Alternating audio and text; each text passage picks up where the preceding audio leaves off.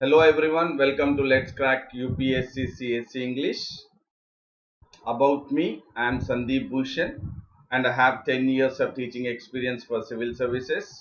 I teach international relations and internal security as well as the analysis of the Hindu newspaper, which will be very helpful for you to crack prelims and mains examinations, because throughout this session, I would be emphasizing on the keywords and the key phrases from the newspaper. That is, from the articles or the news items, I would be emphasizing on the keywords and the key phrases.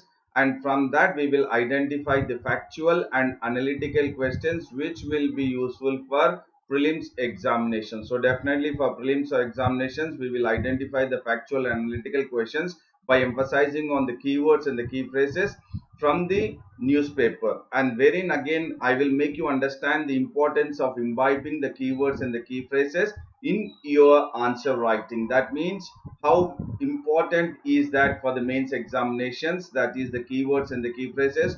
When you imbibe them into your answer writing, wherein your answer would be definitely a precise and a concise answer which is demanded by the UPSC from the civil servant aspirants. So thereby, once your answers for the mains, it could be general essay or all other papers, which would be precise and concise, then definitely you will have a higher chance of scoring higher marks in the mains examination. So definitely my session will help you for the prelims as well as mains examination for 2020 as well as 2021.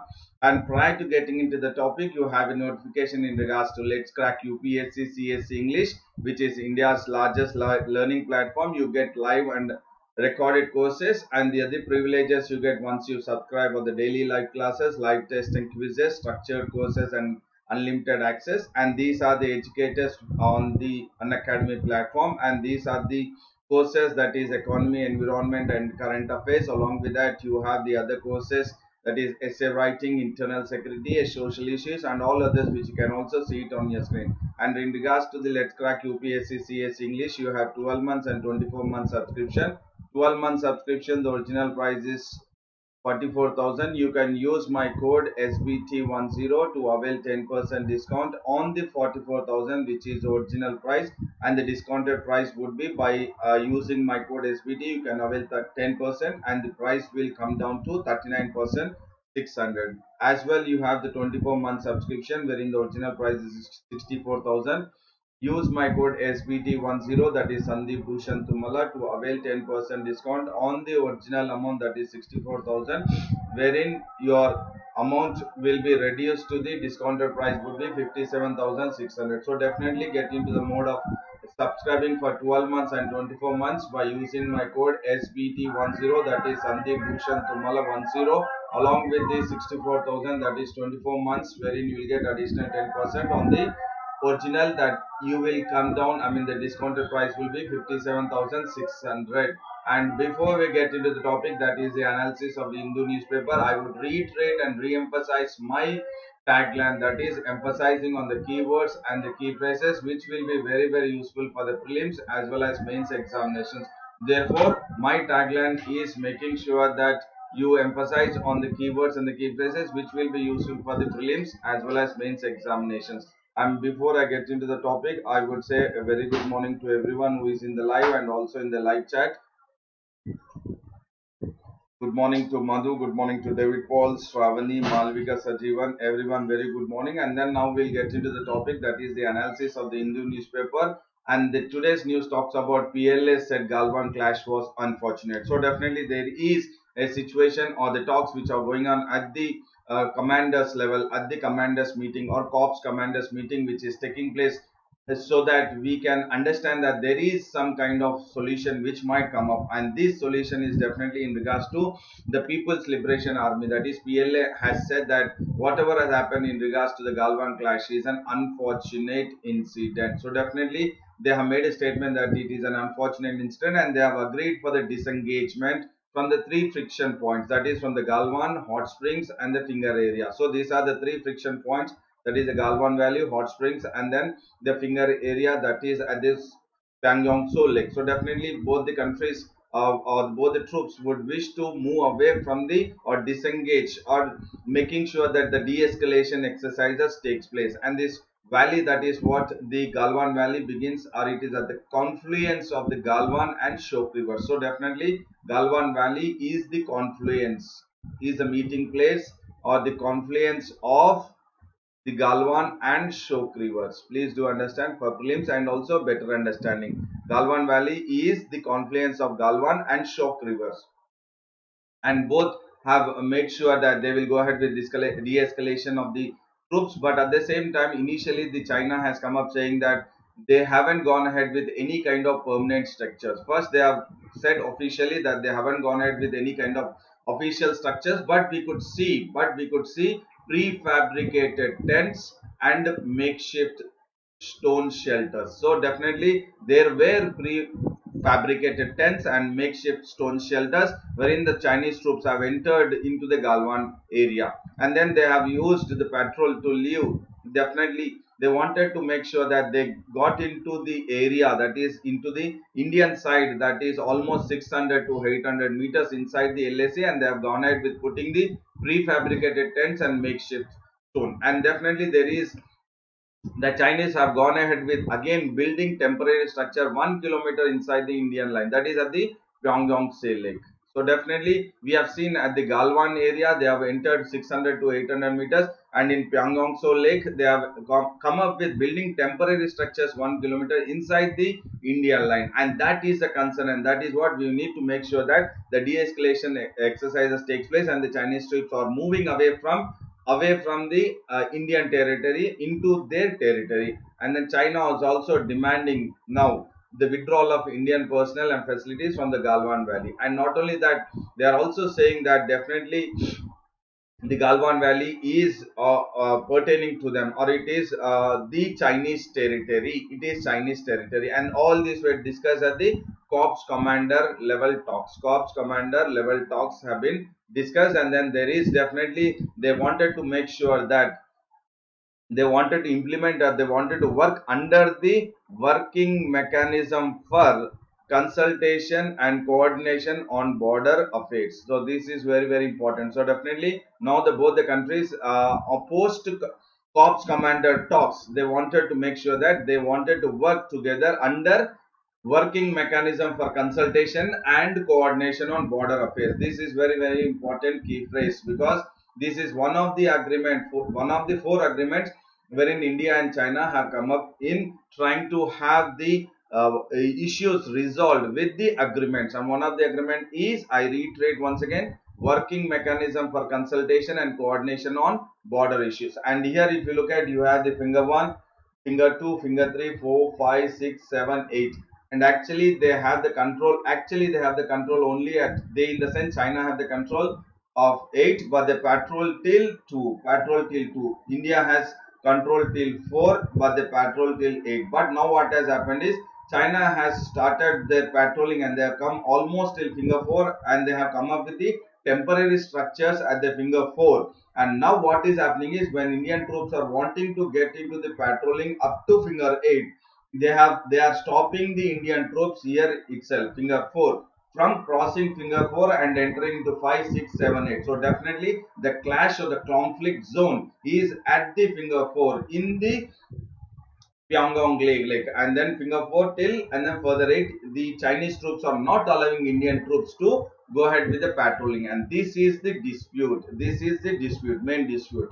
And then I will give the additional information. This is again because I was talking about the working mechanism for consultation and coordination on India-China border affairs, wherein both the countries wanted to work under the working mechanism consultation coordination. So that is the one of the agreements. So I will again just, this is again additional information which I am giving, which is not part of the newspaper, and this I will just come up with what were the agreements. So first agreement was peace and tranquility, which was signed on 1993. So I'm just giving a gist of it, later on you can follow this.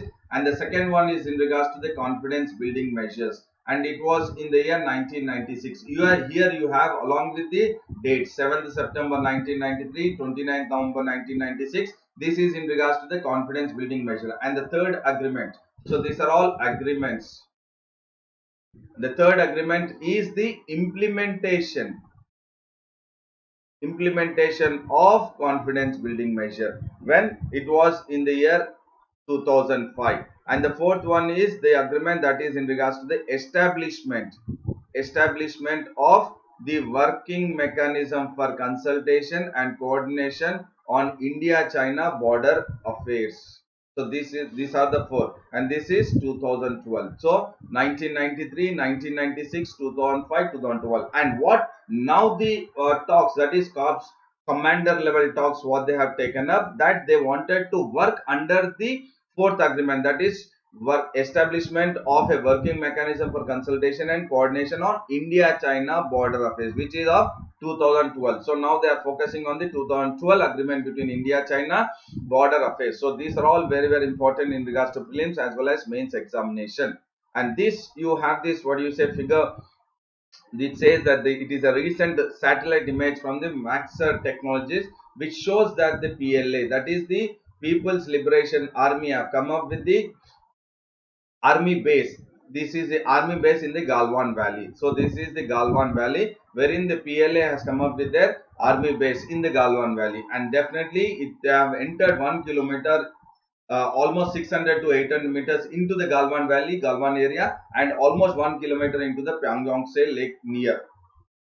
And there is another news which talks about the RBI will supervise cooperative banks. So definitely this is in regards to the information and broadcasting minister has said that, or they have come up with the, or he has come up with an ordinance. This is very important for prelims point of view. The INB minister, that is Prakash Javadekar, on behalf of the, what is a union cabinet, they have gone ahead with approving the ordinance. What is the ordinance? That is the urban, that is urban and multi-state cooperative banks. Urban and multi-state cooperative banks will come under the supervision of RBI. Please do understand the concept here. Now the urban and multi-state cooperative banks, these are cooperative banks, now they will come under the supervision of RBI, and that is by the information and broadcasting minister, or else on behalf of the union cabinet, INB minister Prakash Javadekar has come up with an ordinance. And why it has come up with this ordinance? Because in the past they have seen that there were many frauds and financial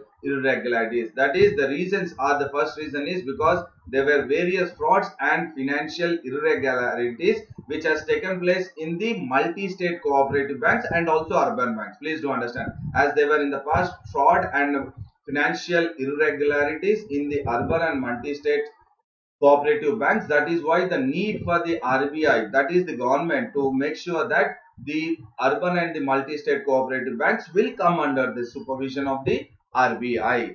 For example, we have seen in 2019 the PMC Bank, which has come under the, what is a major scam. That is Punjab and Maharashtra Cooperative Bank has come under the scam, and that is, and these are the reasons why the Union Cabinet has taken decisions to come up with the ordinance wherein the urban and multi-state cooperative banks will now be under the supervision of the RBI. And this is again from the economy point of view, which is very important for the prelims, because here we are, I mean, the cabinet has come up with the ordinance so that urban and multi-state cooperative banks are now brought under the RBI.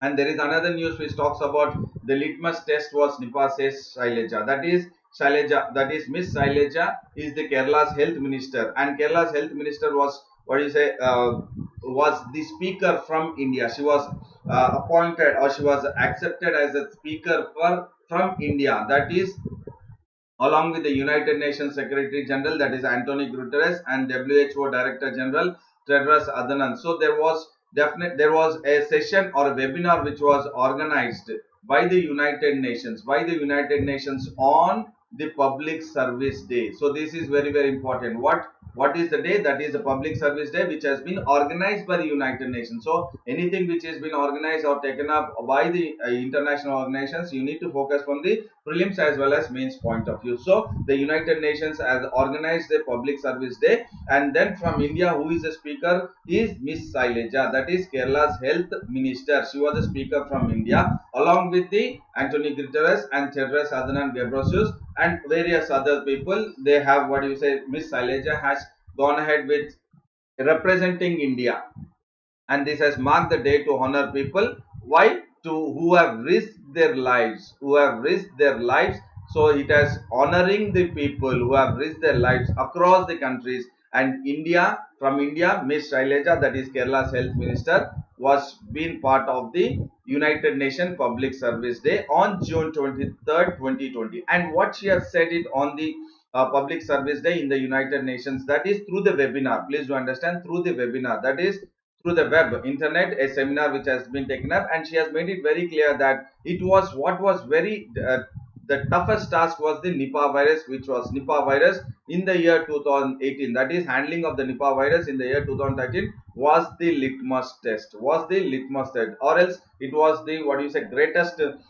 situation what she said that they have faced. And not only that, the major floods in the year 2019 have taught the Kerala, or taught the public health system, Kerala's public health system, that how important is handling the disease surveillance system or preparedness. And this keyword, please do understand, this key phrase, disease surveillance and preparedness, you take it for granted. It is very, very important for mains examination. You never know, there could be a question on behalf of the COVID-19, or sidelines of the COVID-19 pandemic situation. There could be a question on the disease surveillance system or disease surveillance system and preparedness. Please do understand. Please make a note in your notebook or in your paper, whatever you are carrying. So what the Kerala's health minister Ms. Shailaja has said is, the 2018 Nipah outbreak and the major floods of 2019 have taught the Kerala's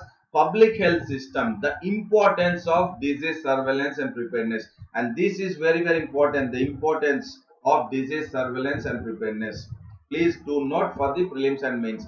And it also said, she also said that the state started realizing the weakness of the public health system. The state realized the weakness. So it is always when you understand the weakness, so you can convert your weakness into strength. And this is very, very important, that the Kerala has understood or realized the weakness of the public health system, and later on they have built more sensitive and alert disease surveillance mechanism, or disease surveillance system, or disease surveillance preparedness. I'm reiterating once again, this is a key phrase which is very, very, very important for prelims, and especially for the mains point of view, And there is another news which talks about Pakistan to remain on FATF grey list. So definitely we have seen earlier, the beginning of the year, Pakistan was put under FATF grey list, and it was extended now from up to October 2020. Pakistan will remain on the FATF. So what is FATF? It is the Financial Action Task Force.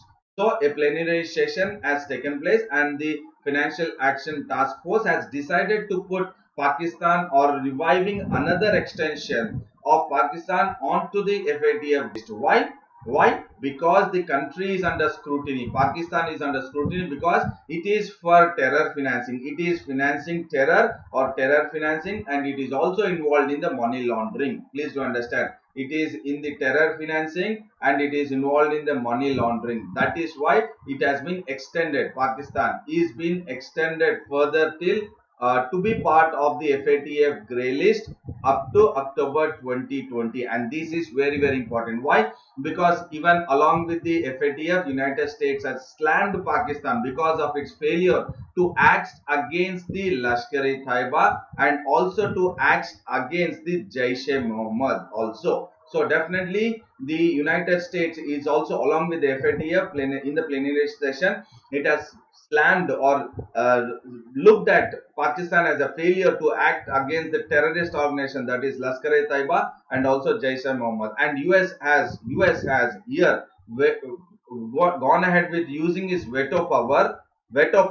US has gone ahead with using its veto power because it was China plus Pakistan both together. They wanted to make sure that they claim, or they put the Indian engineer who was working in the Afghanistan in regards to the road construction or infrastructure development. They wanted, both China and Pakistan wanted an Indian engineer who is working in Afghanistan, to label him, that is the Indian engineer, as a terrorist on the United Nations Security Council resolution 1267. So 1267, it talks about, or it is pertaining to the designating a person as a terror or a terror group. Please do understand, this UNSC resolution 1267 is for designating an individual or a group as a terror or a terrorist organization. So thereby China and Pakistan both were trying very hard to make sure that they include the Indian engineer, who is Mr. Venumadav Dongara. His name is Mr. Venumadav Dongara, to make sure that he is put under UNSC resolution 1267, wherein UNSC should designate him as a terror. So that was it. But US has vetoed against the China and Pakistan. Are you getting the point? So here it is US which has come to the rescue of what China plus Pakistan. They were trying to designate an Indian engineer, Venumadav Dongara, under the United Nations Security Council resolution 1267. Please to understand this for the prelims and better understanding, to designate that individual, that is Indian engineer, as the terrorist. And then FATF is what? It is a finance watchdog. It is a finance watchdog, and then it is having 27 27-point action plan, and this is again very important for prelims point of view. FATF is a financial watchdog which is with 27-point action plan, that is 27-point action plan. And this is in regards to what? FATF is in regards to what? FATF is in regards to countering, as I said, countering terror financing and anti-money laundering. So that is CFT/AML. So definitely it is in regards to the countering terror financing, and all this 27-point action plan is in making sure that it is acting as a finance watchdog on countering terror financing and anti-money laundering measures. So definitely it takes up the measures through the 27-point action plan. Who takes up? It is the FATF, and it is a finance watchdog. Please do understand all this for the prelims. And then definitely it will be extended. Pakistan will be extended in the FATF grey list from it has started from October 29 to 2019 till October 2020. It will be extended now.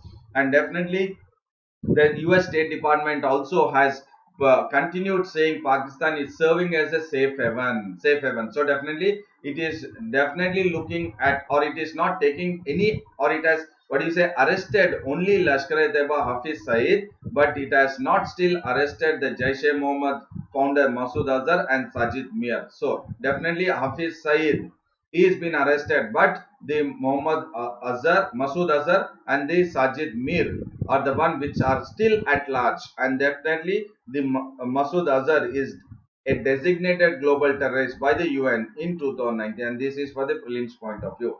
Azhar is designated as a global terrorist by the United Nations in 2019, and this is the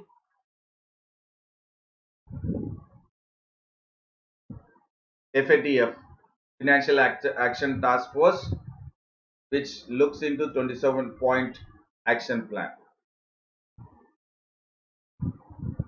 And there is another report which talks about education gap widened UNESCO. And then please do understand this news for prelims as well as mains examination, because it is based on education. So definitely in the general essay you have a question on education. You have a question for sure on education, so thereby you focus on this news item, education gap widened, which is been said by the report, which is the report which is by the UNESCO. So we will look at this. And because of the sidelines of the COVID-19 pandemic, the inequalities in education system across the world has increased.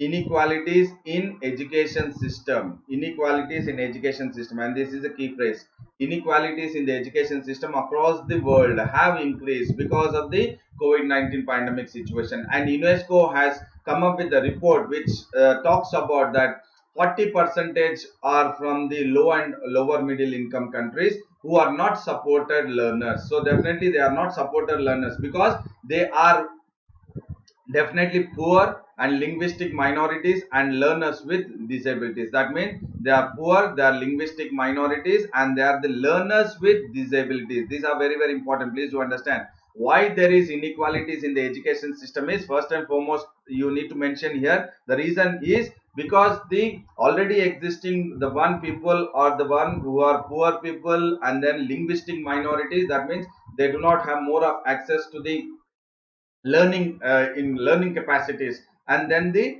learners with disabilities, that is you have various kind of disabilities like dumb and deaf. So definitely is the learning disabilities, and these are the one along with the crisis, that is COVID-19 pandemic situation, inequalities in the education system across the world have increased or widened. And then the UNESCO report says that 40% of low and middle income countries have not supported learners. So definitely now this is the 2020 global education monitoring report. So this is the global education monitoring report. So we are talking about the GEMR 2020, and this is definitely making or noting an efforts to maintain learning continuity.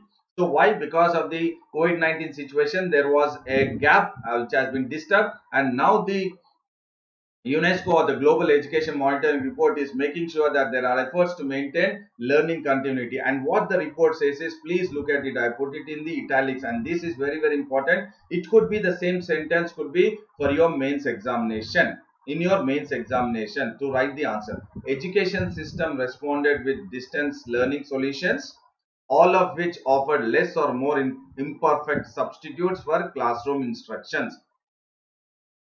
Discuss.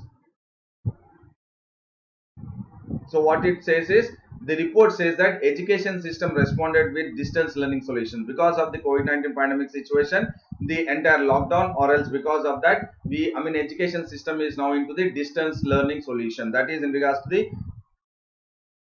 online classes. So distance learning solutions, all of which offered, so all this distance learning and also the online classes have offered less or more imperfect substitute. Please to understand these keywords, imperfect substitutes for the classroom instruction. So definitely there is a, what you say, the UNESCO is saying that in the education system, because of the COVID-19 pandemic situation, the distance learning or the online classes have offered less or more imperfect substitute, or you have to discuss, or it could be asked like discuss, or in regards to how you can explain about it.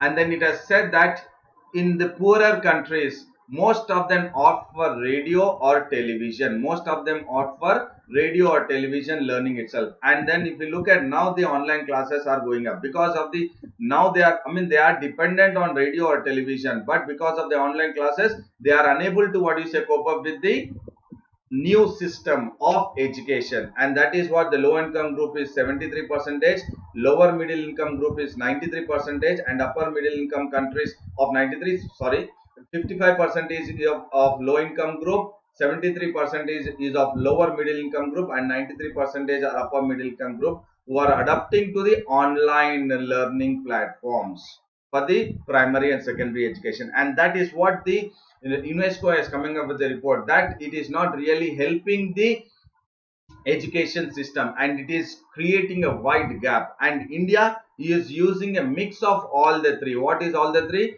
The kind of, what you said, low income, lower middle income and upper middle income countries, what they are adopting, the online learning platforms. The India is adopting all the three online learning platforms for what? Educational continuity. And this I'm making it very clear, which is very very important for the mains examinations for education. UNESCO report it is, you can mention the report itself and your answer will be very very impressive, very very impressive. And what is very important for India now is, when it is trying to get into the mode of using or mixing all the three systems for the online learning platform, we are, that is India is definitely getting into the mode of increasing or relying on the technology, increasing or relying on the technology. But as well in India we have the digital divide. We have the digital divide, and this keyword is very important for mains examination also. On the backdrop of the COVID-19 pandemic situation, the education system, that is online learning platform, wherein India we do have still the digital divide, and how the education system is penetrating into the rural areas is a question mark. With effectively, that is what UN has come up with a report saying that it is offering less or more imperfect substitute for classroom instructions, and that is what now the issue is also. So please do concentrate on the key phrase, that is the digital divide. What do you mean by digital divide? That is the digital connectivity across the rural India and urban India, that is across entire India itself. How the digital connectivity is there, whether you have in the rural India less or in the urban India very high. So when it is less and high, definitely there is a digital divide, or digital connectivity is, there is a divide in the digital connectivity, and that is very important key phrase for the prelims as well as mains. While you are writing an answer, make sure that you are making in your points, I mean the keywords and the key phrases have to be all this in the education system post COVID-19 pandemic situation, what India is getting into the mode of the online learning platform. And definitely the students and teachers do not have access to the adequate internet connection. So that is what we are talking about, the digital divide or the digital connectivity, and that will make, what do you say, only few of them advantage and few others not really getting into the mode. And other one, see, we are talking about the poor people, and then in regards to the linguistic minorities and learners with disabilities. I repeat, poor people, linguistic minorities and learners with disabilities. Now we will look at the learners with disabilities, that is the blind and deaf students are not be able to, what do you say, have the access when they are outside the school, that is the one who are with the disabled, learning with disability. So definitely the one, the blind people, deaf people, and also the autism, who are, what do you say, with the autism, that is the one whose brain is not totally developed. So these people will definitely have that, feel that gap, and that is not which has to be. That is, we need to lessen the gap which is now prevailing post COVID-19 pandemic situation, and that is the one which is a disruption of daily school routine because of the, what is a blind people or deaf people or autism, or the one who are in regards to the autism, the, I mean people with autism, and poor students who depend on school for free meals. Definitely there are students who come to school for the free meal or midday meal in India, midday free meal or midday meal, and also for the free sanitary napkins. So definitely this will be again affected, free meal and then sanitary napkins which were provided free in the schools, when now those students will be affected. And now we can also experience that post COVID-19 situation there could be a higher dropout rates because the experience in Africa post Ebola virus or Ebola virus or epidemic, it was very hard that to get back the students back to the schools post crisis. That is what it is. So please do understand, this is not just, what you say, for the news, that is for the prelims point of view, but it is very important for the mains, because it is the education which is in the general essay, and this is the UNESCO report. It is the 2020 Global Education Monitoring Report. And India also, I mean, we have a news in regards to IMF wherein it says India GDP to contract 4.5%. So IMF has come up with this. This is International Monetary Fund. So I have been repeating a number of times whenever there is a report on the India's GDP. So I said, recently we have seen World Bank and then ADB also.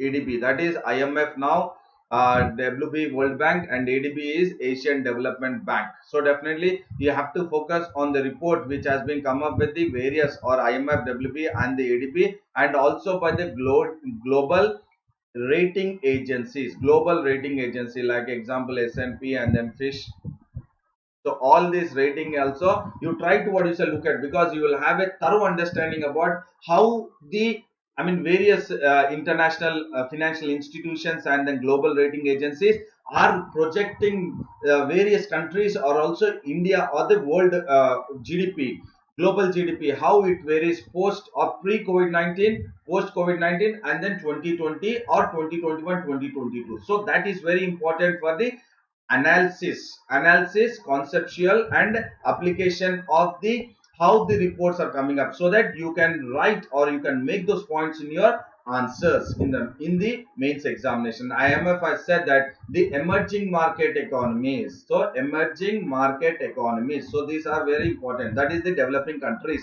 Emerging market economies or E7 countries are taking a severe hit to GDP because of the COVID-19 pandemic situation, and India is seeing the first contraction in decades. That means almost in the decades India hasn't really faced this kind of what you say GDP contraction, because even post COVID, post 2008 economic recession also, India's GDP hasn't been what you say squeezed down, or it has not has been lessened, it has not contracted, but instead it has overcome the shocks of the global or is the US economic crisis. We haven't seen that contraction, but for the first time India is seeing the contraction in decades. And the World Economic Report, and this is very important, World Economic Outlook report shows that India's GDP fall will be 4.5% this year, which is worse than what is expected or which has come up in the month of April. So now in the month of April they have come up with the report or expectation, and now again in the month of June. So definitely there is a situation that it will worsen the situation. It will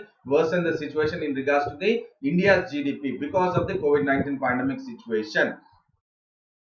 And then US economy will contract to 8%. We will just look at few other countries. China will be a positive, slightly better. Please do understand, China is better in what is a growth of 1%. Growth of 1%. China 8% contract. Sorry, US 8% contract, extremely sorry. China will do better with a growth of 1%. Mexico, it will contract by 10.5%. Brazil 9.1%. Why we are talking all this is, apart from US, it is the emerging market economies. Please do understand, E7. When I also took up the G7 to G11, in that I did mention about E7 also. So Mexico, Brazil, China, India, and then Argentina 9.9%, South Africa it will squeeze to 8%, Nigeria to 5.4%. So definitely these are the one countries which are emerging market economies, which has been updated, that is the World Economic Output, which has updated the global shrink or contract of the global GDP along with the emerging market economies. It has said India will contract by 4.5, China plus 1%, Mexico minus 10.5, Brazil minus 9.5 contract, Argentina contract 9.9, South Africa 8%, Nigeria 5.4. So definitely the global financial crisis in 2009 which has emerged has definitely what is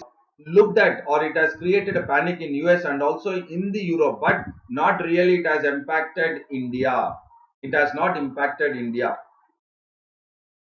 And IMF has made it very clear that this is a crisis like no other. That means they haven't seen this kind of crisis post what you say World War II, post World War II. So that is what the intensity of the COVID-19 pandemic situation is on to the health crisis and further to the economic crisis. And the world GDP or the global GDP will plunge, or it will what you say reduce to 4.9%, wiping out how much? 12 trillion US dollars of the money will be wiped out over 2 years. In the coming 2 years, that amount of money will be wiped out. That means that is what the contraction will happen to the global GDP, that is 4.9%. And IMF has cautioned what? It has cautioned trade and geopolitical tensions. And please do take into consideration this key phrase and write it in your what is a book, because of the COVID-19 pandemic situation and its impact on trade and geopolitical tensions across the world. or between the world's largest economies? Explain. Are you getting the point? Why I'm saying it is very, very important. Key phrase is post COVID-19 pandemic situation. The trade and geopolitical tensions between the world's economies will be increasing, or it will provide more of gap. Explain or discuss. So definitely it is very, very important in regards to the prelims and mains point of view. So definitely this is the what is a projection, the World Economic Outlook, which has come up update June 2020. This is a recent one, June 2020. Please do understand. So you have the global economy countries, advanced economies, emerging markets, and developing economies. This is very, very important for you because you can put it in your mains also, saying that it is the World Economic Outlook with by the IMF, that is as per the June 2020. So the global economy 2019 it is 2.9 percentage, 2020 is minus, see look at this, minus 4.9, and 2021 it will be plus, that means it will be growth of 5.4 percentage, from minus 4.9 to 5.4. It will, what do you say, surge, it will increase. That is in regards to the global economy. This is global overall. And advanced economy, developed, 2019 it was 1.7 percentage, and 2020 look at the advanced economies, minus 8 percentage, and 2021 next year, next financial year, it will be plus, it will be, what do you say, there will be surge in the world economy itself, that is 4.8 percentage plus it will be. And in 2019, in regards to the emerging economies or the developing countries or developing economies, 2019 it was 3.7 percentage, and 2020 it is minus 3 percentage, but 2021 it will be plus 5.9. so if you look at the 2021 projection by the IMF, that is through the World Economic Outlook update of June 2020. If you look at the global economy, advanced economy, and emerging economies or emerging market or developing economies, the developing economies will have, what do you say, more surge in the GDP compared to the advanced economy and then the global economy. The developing economies will have more of the surge in the GDP. That means the economy will flourish in the developing economies. As of now, it has contracted, but it will go further. But if you look at the advanced economy, look at the contraction, minus 8.0, globally minus 4.9, and then developing economies minus 3.0. Global economies 2021 it will surge to 5.4, advanced economy 4.8, developed economies 5.9. So ultimately, even in the year 2021, more than the advanced economies, the developing economies will be doing better, far better than the advanced economies. And this is very, very important in regards to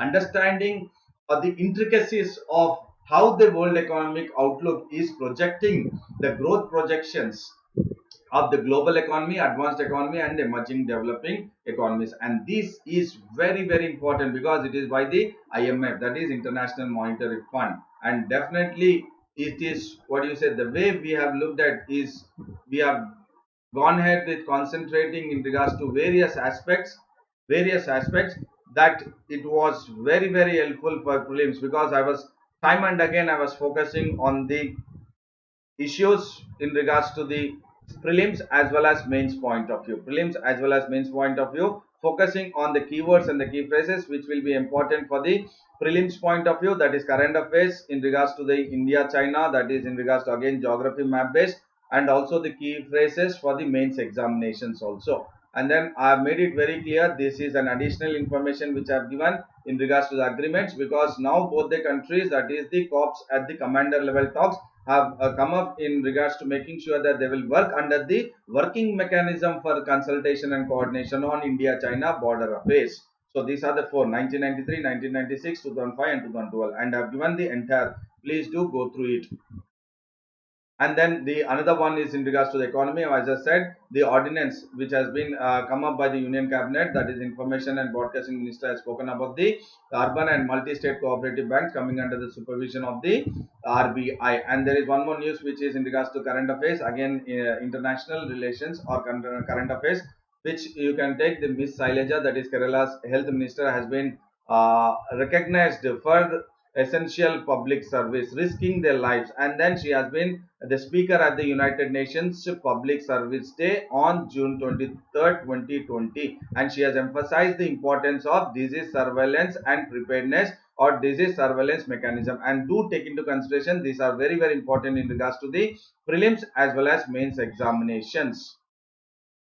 And definitely the FATF is also very important for current affairs especially. And then the key phrase what I have looked at is the United Nations Security Council resolution 1267, wherein under 1267 the China and Pakistan wanted to frame an Indian engineer, that is Venumadav Dongara, to be put under the United Nations Security Council 1267 resolution, so that the person would be as a designated terror. So again, the Pakistan has been extended under the FATF grey list up to October 2020. And education gap, this is very, very important. I'm reiterating once again, please do look at it once again. That is, it is very important for prelims as well as mains. Prelims why? Because of the global education monitoring report, and mains because of the it is pertaining to the education, that is the primary and the